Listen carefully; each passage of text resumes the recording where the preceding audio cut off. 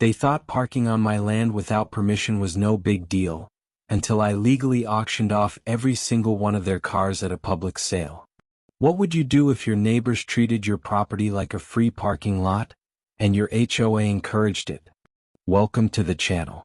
If you're into savage HOA revenge stories, hit subscribe and drop a comment telling me where you're watching from.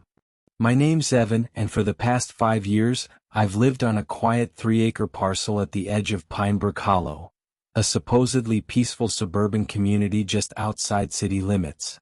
Technically, my property was included in the original subdivision map when the development broke ground in the early 2000s. But thanks to a rushed land deal and some sloppy zoning, my acreage ended up outside the official HOA jurisdiction. A weird loophole, but one I'd always considered a blessing. My home sits at the end of a long gravel driveway, shaded by tall oaks and framed by low wooden fences. The back 2 acres are open meadow, flat, quiet, a perfect place for stargazing or grilling on summer nights. No kids, no clutter. Just me, my golden retriever Buck, and a few solar lights that blink to life after sundown. No inflatable Santas. No flamingo statues. No violations. Just peace. When I moved in, the HOA sent me a welcome letter. Buried in the fine print, an acknowledgement that while I was part of the neighborhood, I wasn't bound by the HOA's rules. Over the years, they occasionally stuffed their newsletters into my mailbox out of habit, but for the most part, we left each other alone. That changed last fall. At first, it was subtle. One Friday after work, I came home to find a silver Lexus parked half on my gravel drive, half on my front yard. No note. No knock.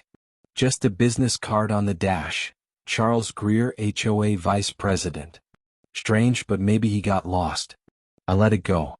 A week later, 2 SUVs appeared in the open field near my mailbox.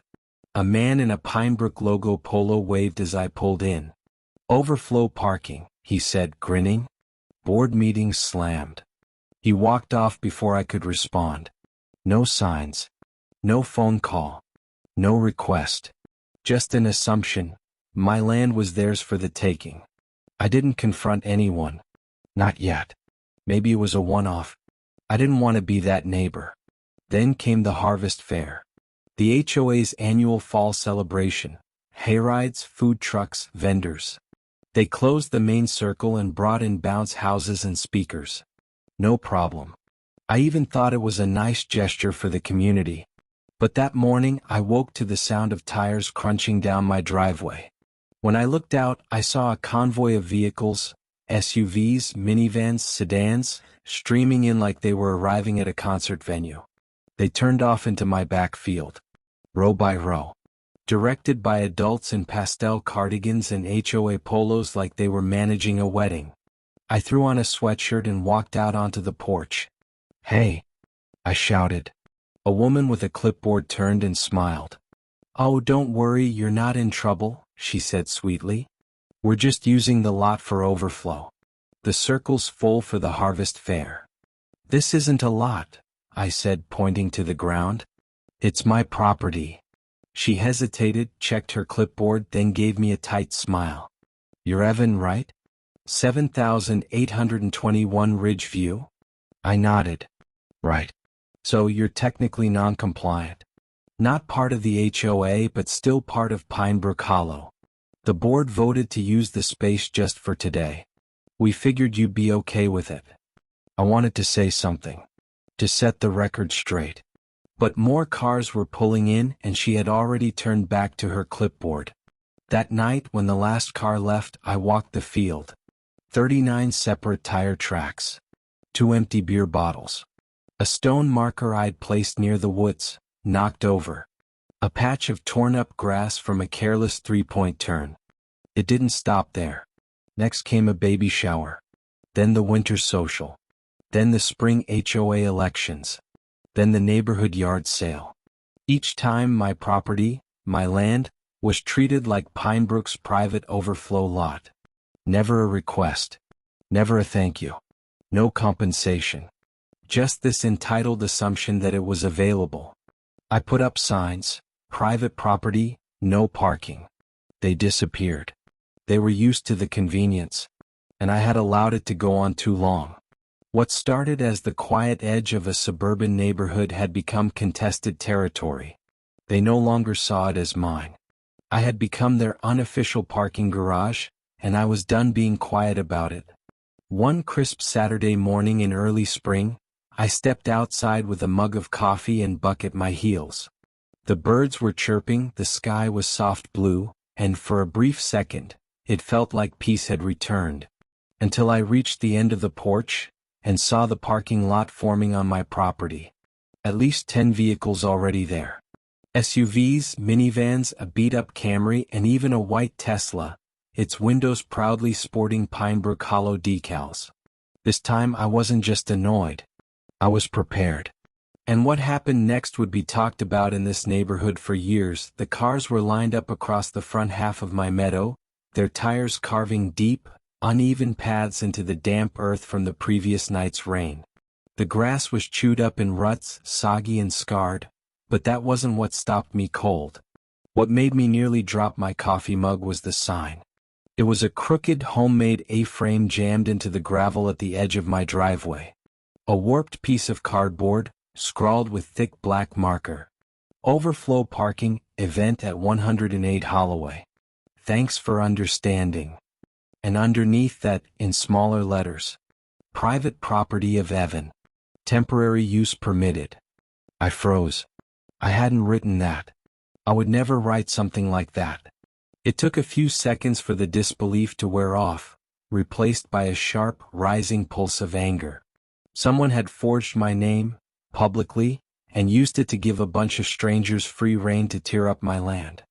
As if I were just a friendly footnote in their weekend plans. I yanked the sign out of the gravel, climbed into my truck, and just as I was pulling the door shut, my phone buzzed.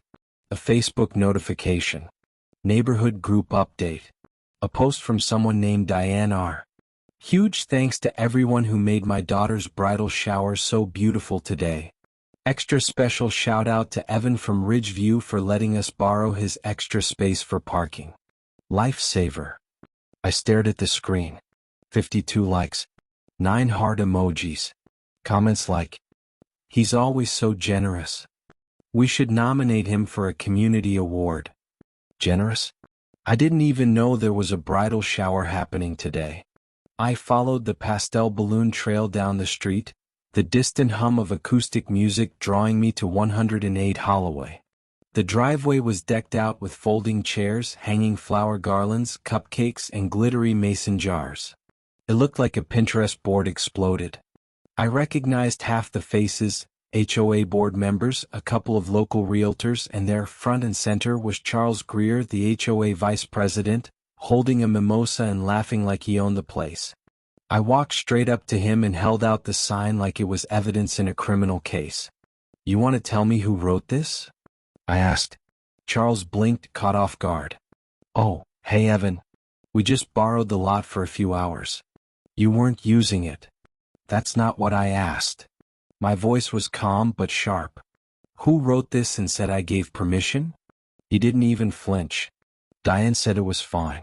She said you were cool with it. It's not like it's permanent. I turned to Diane, who was setting party favors near the punch bowl. You forged a sign with my name on it, I said, loudly. She paused only for a second. Oh come on Evan, don't be dramatic. We all assumed you wouldn't mind. It's not like you even used that field. Besides, it's a bridal shower. What's the harm? I pointed toward the field.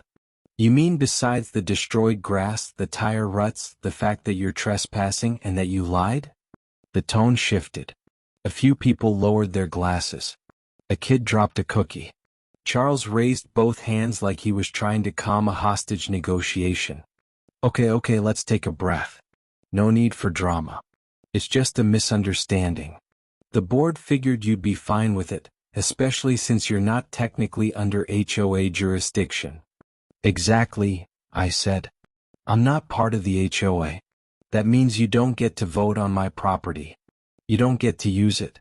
And you sure as hell don't get to speak for me. Diane rolled her eyes and turned back to the table. We'll clean it up afterward. I'll even send one of the landscaping boys on Monday to rake it out. Problem solved. You think that solves anything? My voice rose. You treat my land like it's your clubhouse extension. Like I don't even live here. But no one responded. I'd been dismissed. Just an inconvenient voice in the background of someone else's party. I left before I said something I'd regret. Back home, I documented everything. Photos of the cars. The forged sign. The damage to the grass. I considered calling the police, but I already knew how that would go. Civil matter. Take it up with the HOA. When the cars finally cleared out, I walked the field again. Empty cans in the grass. A paper plate jammed into a bush. And the small stone bird bath I'd placed near the trees, cracked clean through its base. I carried it to the porch, setting it down next to the sign like a crime scene exhibit. The next morning I found a bright yellow envelope stuck to my front door. For a second I thought maybe it was an apology. Or an offer to pay for the bird bath. Nope. It was a citation. $250 fine. Unauthorized signage in public view. The forged sign, the one I didn't write, didn't approve and literally pulled out of the ground, was now being used to accuse me of violating Pinebrook Hollow's aesthetic standards. I wasn't even part of the HOA. But there it was, bold black type, stamped and sealed. Violation issued. Signage non-compliance. $250 due within 14 days. I stood on my porch, scanning the trees like maybe, just maybe, someone was filming this. Like this was some elaborate prank and I'd hear, "You've been punked," any second now. But no one came. That was the moment I realized, this wasn't just disrespect. It wasn't ignorance or laziness. It was coordinated. The HOA wasn't just turning a blind eye to trespassing. They were protecting the trespassers and punishing anyone who stood in their way. I wasn't just dealing with annoying neighbors. I was up against a machine. And they just fired the first official shot. The quiet, private land I had protected for 5 years? Gone. Turned into their staging ground. If they wanted a fight, they were about to get one. But this time I wouldn't just complain. This time I'd dig.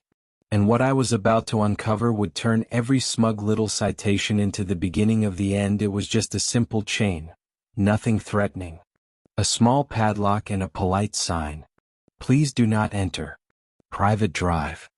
I even went with a friendlier tone, thinking maybe reason would work where force hadn't. I was wrong. The next morning the chain was gone, neatly coiled beside the post. The padlock wasn't broken. It had been deliberately unlatched, unhooked, and placed carefully on the ground like a smug little gesture. No cars that day. Just a quiet reminder, I wasn't in control anymore. Then came the citations. At first, I didn't take them seriously. After all, I wasn't in the HOA, so they had no legal authority. But that didn't seem to matter. Not when they had clipboards and laminated lanyards. The first notice was bright pink and slapped on my door midweek. Violation, land misuse, unauthorized terrain obstruction, chain barrier, in communal visual corridor. I actually laughed out loud. A visual corridor? I didn't even have sidewalks. I lived off a dirt road. But they weren't done. The next week brought another warning. Excessive native vegetation. A fancy way of saying my wild grass and wildflowers weren't HOA approved. The exterior tone inconsistency. Apparently my house, painted the same weathered gray since 1997, didn't match their preferred palette of warm beiges. That one nearly made me punch a wall. My home was older than the HOA itself. Each notice came with a fine. $150 here, $200 there. It added up. I called the county. They told me I wasn't liable. They can't enforce anything without legal jurisdiction, the clerk said. But unless you file formal opposition, they're going to keep trying to intimidate you. No kidding. And it wasn't just the board anymore. Once the neighbors saw blood, they swarmed like flies. One afternoon, Buck, my golden retriever, was sunbathing on the lawn, leashed as always. I was working on the siding when a black Jeep pulled into my field without slowing down. It veered left, then reversed fast, and clipped Buck right in the side. He yelped. I dropped my tool belt and sprinted down the slope. The teenage driver was stepping out, looking at me like I was the problem. He came out of nowhere, the kid muttered. You were in my field, I snapped. This is private property. There's a sign right there. My mom said it's fine to park here, he mumbled. She said it's like overflow. Buck limped up the hill, tail low. He'd be okay, bruised but not broken. I was another story. I took photos of the Jeep, the plates, Buck's injury. I filed a report with animal control.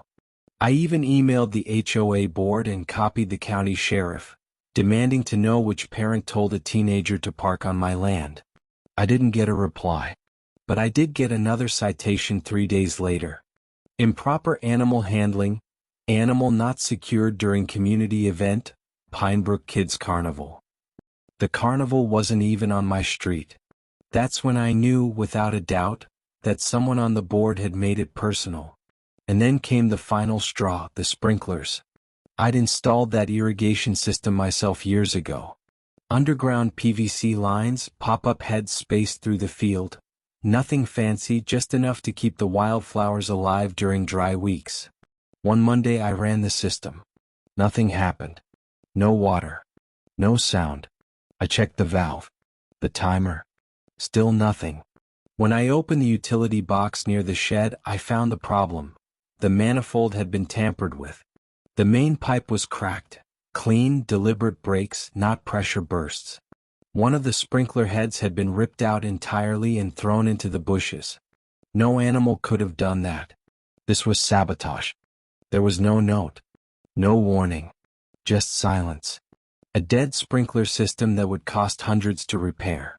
That night, I sat on the porch, Buck's head resting on my lap, staring out at what used to be my sanctuary. My peace was gone. My signs were gone. My chain was gone. My dog had been hit. My system destroyed. They had taken everything, except my will to fight. And that, I realized, was their mistake. Because while they forged signs and issued fake citations, I had been gathering evidence. Photos. Dates. Footage. A file full of printouts and timestamps. And one crucial advantage. I had stayed quiet. They assumed my silence meant surrender. But I wasn't retreating. I was building a case. I wouldn't scream at board meetings. I wouldn't post rants on Facebook. I would weaponize what they claimed to represent, the law. That night I stayed up until 3 a.m. Not pacing. Not ranting. Researching. If they wanted to play legal games, I'd beat them at their own rulebook. I pulled out my original purchase paperwork from 5 years ago, plat maps, deeds, parcel boundaries, and compared them to Pinebrook Hollow's HOA jurisdiction map, which conveniently was public record. There it was, plain as daylight. Parcel 487B, my land, was never annexed. The HOA's boundaries stopped nearly 30 feet from my southern edge. Their own incorporation documents listed parcels 488 through 517. I wasn't just technically outside their jurisdiction. I was legally immune. Every fine, every citation, every warning they'd posted on my door was worthless. I stared at that zoning map for a long time, smiling in a way I hadn't for weeks. They'd built their little empire on assumption and arrogance. And now I held the match. But I didn't want just immunity. I wanted leverage. So I kept digging. Buried deep in their own HOA bylaws, Section 6.7, under Abandoned or Improperly Stored Vehicles, I found gold. According to their own rules, any vehicle parked on private property for more than 72 consecutive hours without documented consent may be declared abandoned, and subject to removal by the property owner after notice is posted. Even better, my county followed the same standard. I didn't need HOA permission to tow cars off my land. I didn't need to ask. I just had to document and notify. So I got to work. I photographed my property in full, 360 degrees morning and night. I installed 2 trail cams, just enough to catch plates and timestamps. I printed and laminated 36 signs. Private property. Unauthorized vehicles will be considered abandoned after 72 hours. Removal and disposal procedures will begin immediately. I zip-tied them along the field, staked one near the mailbox and posted another by the shed. Then I took it one step further. I applied for a temporary private auction permit from the county, a little-known clause for rural property owners dealing with abandoned vehicles. If owners failed to respond to written notice after 72 hours, I was legally allowed to tow and auction them off to recover damages. The application went through the next day. I paid the $45 fee for expedited processing. Then I called a towing company 2 towns over. One that didn't flinch at HOA politics. The owner, Rick, chuckled when I explained the situation. "They've been pulling that crap for years in this county," he said. "People don't realize you have more rights than they do. Just call when the clock runs out." I added his number to my phone. "Rick, towing backup plan." Finally, I assembled a binder, laminated, sealed, and stored in my truck. Inside, property deed, zoning maps, time-stamped photos, HOA bylaw excerpts, county ordinances, my signed auction permit, and a backup copy that stayed at home, because the next time they crossed the line, it wouldn't be a conversation. It would be consequences. I wasn't leaving anything to chance. All I needed now was for them to overstep, one more time. They didn't disappoint. The following weekend was Pinebrook Hollow's annual Spring Bash. Food trucks, bounce houses, vendors, the whole HOA carnival spectacle. I knew what was coming, so I prepared. I mowed the field, checked that my signs were intact and visible, laminated notices in hand, and waited. By 11 a.m. Saturday, the invasion began. 1 car. Then 2. Then 7. 12. 20. By noon, my field was packed. 29 vehicles and 2 catering vans, parked like it was a designated lot. The trap had sprung. I didn't yell. I didn't storm into the party. I just documented. Every plate. Every angle. Every timestamp. Then, calmly and quietly, I walked through my field and placed a laminated notice under every windshield. This vehicle is parked on private property without permission. If not removed within 72 hours, it will be considered abandoned and subject to removal and public auction under County Ordinance 14-28A. Each notice bore my name, my address, and the official auction permit number. Some people noticed. They laughed. One guy muttered, "Evan's having another meltdown." A teenage girl took a selfie with the notice and tagged it #KarenEnergy like I was some unhinged local sideshow. Let them laugh. Let them feel invincible for one last weekend. Because what they didn't know, what they couldn't know, was that I wasn't bluffing. On Monday morning, I filed the notice of intent to tow with the county's abandoned vehicle division. I submitted time-stamped photos, 72-hour warnings, property records, and the auction permit. The county approved the process within 3 hours. The clock was officially ticking. I called Rick. "You'll want the trucks ready by Thursday," I said. "Looks like we've got ourselves an auction." He chuckled. "We'll bring the flatbeds." Over the next few days I watched. A few cars disappeared, probably their owners actually read the notice. But by Wednesday afternoon, 7 vehicles still sat on my land. 7. No calls. No apologies. No knock on the door. They thought I wouldn't go through with it. That I'd fold like I always had. They were wrong. The paperwork was filed. The notices were posted. The 72-hour clock had expired. And I was ready. They would look out their windows and see fences, signs, cameras, and, yes, a podium. And for the first time in their privileged lives, they'd learn what consequences look like. Then came the fundraiser. A cheery HO-wide email went out midweek, clip art flowers, exclamation points, and that nauseatingly fake tone. "Join us for the Spring Bloom Soiree. hosted by HOA President Diane Leem, featuring live jazz, wine tasting, and a silent auction to benefit local parks. Typical. Another excuse for them to play philanthropist on someone else's lawn. But by Friday afternoon, I knew this one would be different. This one, they wouldn't walk away from. By 4 p.m., my gravel driveway looked like rush hour. They weren't just parking on the edges anymore. They were parking in rows, organized rows. Tiny orange flags marked the spots. 23 cars. 2 oversized catering vans.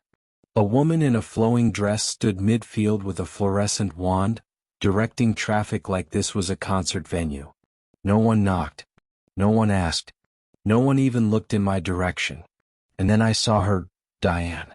Perched on her white columned porch, wine glass in hand, peach shawl wrapped over her shoulders, sunglasses the size of dinner plates. She sipped and watched, amused as I walked straight toward her. Camera in hand. Red recording light glowing. Diane, I said calmly, raising the camera so she could see it, you and I need to talk. She lowered her glass slowly, eyes narrowing like I was a child interrupting a grown-up party. Evan, not this again. It's just one evening. It's for charity. On my land, I said. Without my permission. Again. She laughed. Waved a hand like she was swatting a fly. You're not even using it. It's just grass. What's the big deal? I held up a laminated 72-hour notice. You see this? This is legally binding. Every car here will have one of these on their windshield in the next 15 minutes. You've got 72 hours, Diane. After that, they're gone. She smirked. Oh, Evan, you really need to learn how to let things go. It's a community. We share. Not when that sharing comes at my expense. Her smile vanished. You've made your point. Now enjoy your little tantrum. I didn't respond. I just walked back to my land and went to work. Took photos of every car. Logged every timestamp. Slid laminated notices under every wiper blade. Each one included the date, time, statute, and auction location. My property. My rules. I posted an updated public notice, bold red text, mounted on a wooden board at the edge of my driveway. Notice: unauthorized vehicles on private property will be towed and auctioned after 72 hours. Pursuant to County Ordinance 14-28A. Permit no #A11475. Auction date, Tuesday 6 p.m. Then I shared it in the Pinebrook Facebook group. Predictably, the sarcasm started immediately. Sounds like someone needs a hug. Evan's off his meds again. I didn't respond. Because every smug comment, every eye roll, every laughing emoji, only confirmed how safe they felt. They had no idea how hard they were about to fall. By Tuesday, only 7 vehicles remained. 2 SUVs, a Tesla, a Mercedes coupe, a lifted truck, and 2 compacts. No apologies. No messages. Just silence. At 11:45 a.m., Rick rolled in with 2 flatbeds and a rollback. Engines humming. Coffee in hand. He stepped out, patted Buck on the head, and nodded toward the vehicles. You weren't kidding, he said. Nice selection. Think the Mercedes'll go fast. Fastest it's moved all week, I replied. We got to work, photographing, logging, loading. Each vehicle was recorded, tagged, and moved behind a temporary fence I'd set up beside a sign that read, Private auction, 6 p.m. sharp, open to the public. I even strung up pennant flags to make it festive. Petty? Maybe. Satisfying? Absolutely. By 2 p.m., neighbors started slowing as they drove past. By 5 o'clock, a crowd had formed, lawn chairs, cameras, even popcorn. Over 40 people lined the edge of my property. At 5:45, Diane arrived, furious. She stormed across the field in heels that sank into the grass with every step. You can't do this, she hissed. You're making a scene. The only scene, I said evenly, is the one you created when you decided my land was yours to exploit. You don't have the right. I do have the right, I said, cutting her off. Per your own bylaws. Per County Ordinance 14-28A. This, I gestured around, is a legal, permitted auction. You'll regret this, she snapped. You think you've won, but this is war. No, I said. This is consequence. At exactly 6 p.m. Rick stepped up to the mic. Ladies and gentlemen, he said, welcome to Pinebrook's first, and probably last, private vehicle auction. He pointed to the Tesla. Let's start with the 2020 Model 3. Opening bid, $7,000. A hand shot up. Then another. And another. Diane gasped. That's my car. Not anymore, Rick said. You had 72 hours to move it. Ma'am, please step back. The Tesla sold for $13,000. The Mercedes? $10,500. 2 compacts went to a pair of college kids. Every time Rick's gavel hit the table, I felt another ounce of peace return, not out of spite, but from the simple satisfaction of watching justice work. The quiet man they'd mocked, dismissed, and underestimated had used their own rulebook to burn their empire down. By 7 p.m. the field was empty. The crowd dispersed. The cars were gone. And Diane? She vanished the second her Mercedes was sold, leaving behind nothing but the lingering scent of perfume and panic. I walked the field one last time, Buck trotting beside me. The air was cool. The grass was still. The land was mine again.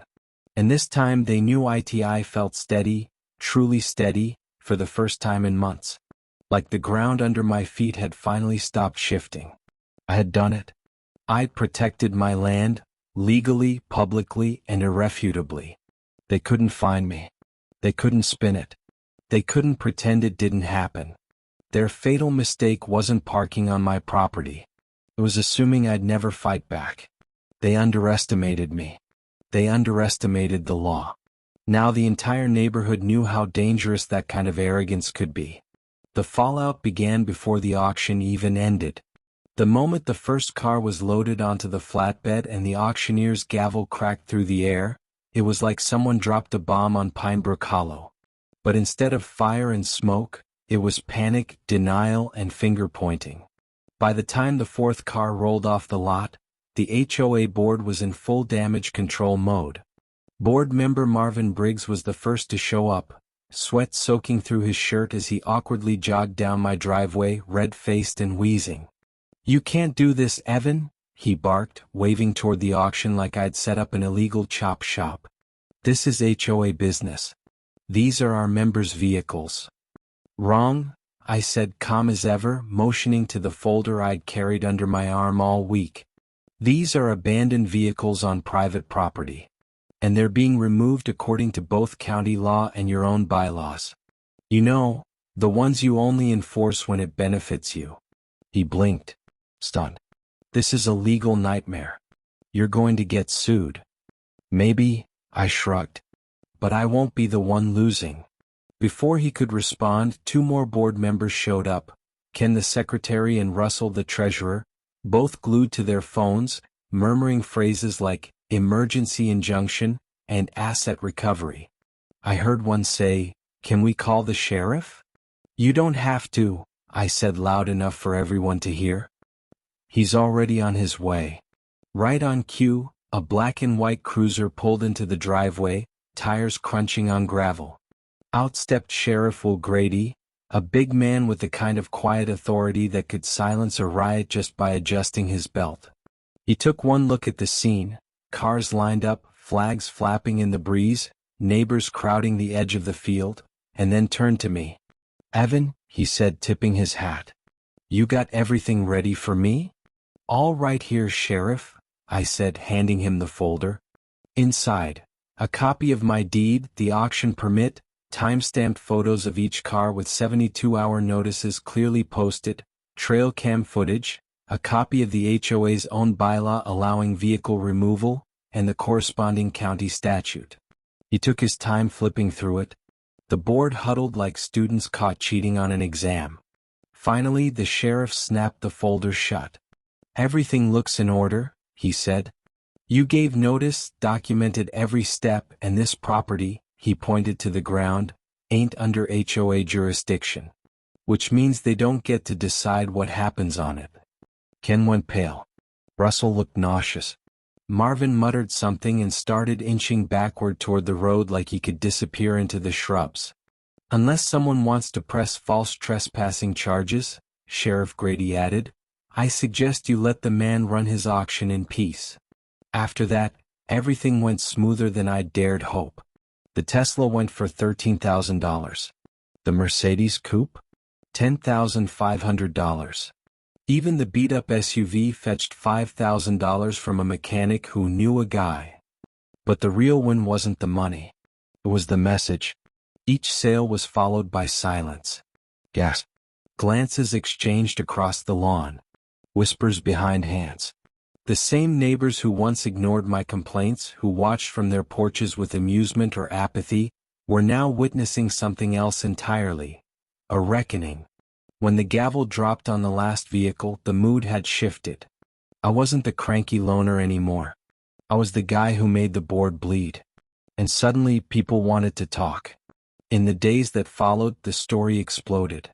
Clips of the auction flooded Facebook, Reddit, TikTok.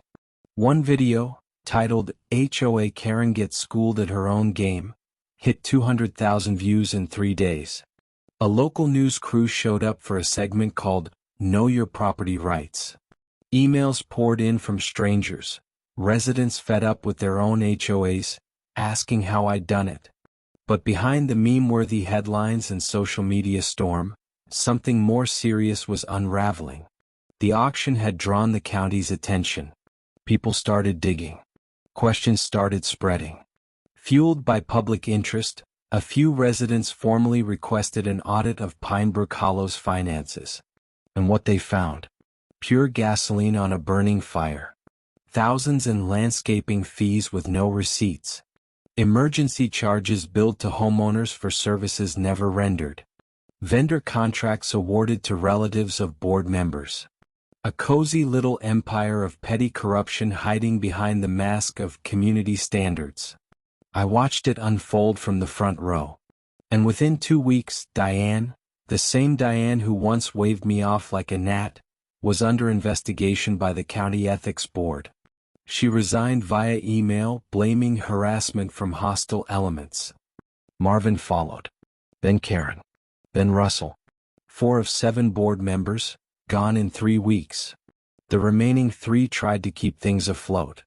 They called an emergency meeting to restructure leadership. That's when the residents made their move.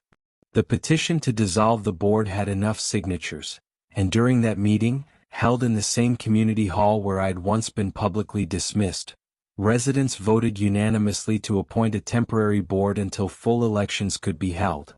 I hadn't planned to run. I never wanted to be part of the HOA. But after the meeting, people came up to me, some pleading. We need someone who actually knows the law, one man said. Someone who won't abuse the power, said another. So I agreed, not for power, not for revenge. But because I understood their playbook now. I knew how they used language, perception, silence as weapons. And if I could stop that from ever happening again, to me or anyone else, it'd be worth it. I was elected HOA treasurer by an overwhelming majority. The first motion I introduced? To eliminate HOA authority over non-member parcels. It passed unanimously. Then we passed a bylaw. No future events could be held on land outside the HOA's jurisdiction. No exceptions. And finally, after 6 months of restructuring, audits, and cleanup, we voted on the big one. To dissolve the Pinebrook Hollow HOA. It passed with 82% support. By the end of the year, Pinebrook wasn't an HOA community anymore. It was just a neighborhood. Peaceful. Cooperative. Normal. The way it should have been all along. As for me, I reseeded the meadow. Fixed the irrigation system. Rebuilt my old stone bird bath with a rock I found on a trip out west. Buck's limp faded over time. He runs again, free and fearless, chasing squirrels near the fence line. On quiet evenings, I sit on the porch with a cup of coffee, watching the wind roll through the grass. Sometimes a neighbor waves. Sometimes they stop to talk. No more forged signs. No more threats dressed up as letters. No more entitled stares. Just people living beside each other, respecting boundaries. And if anyone ever forgets what happened, I'll remind them, not with shouting, but with a laminated notice, a deed, a folder of receipts, because they thought the law was something to bend. But I proved it's a blade, and sometimes it cuts both ways.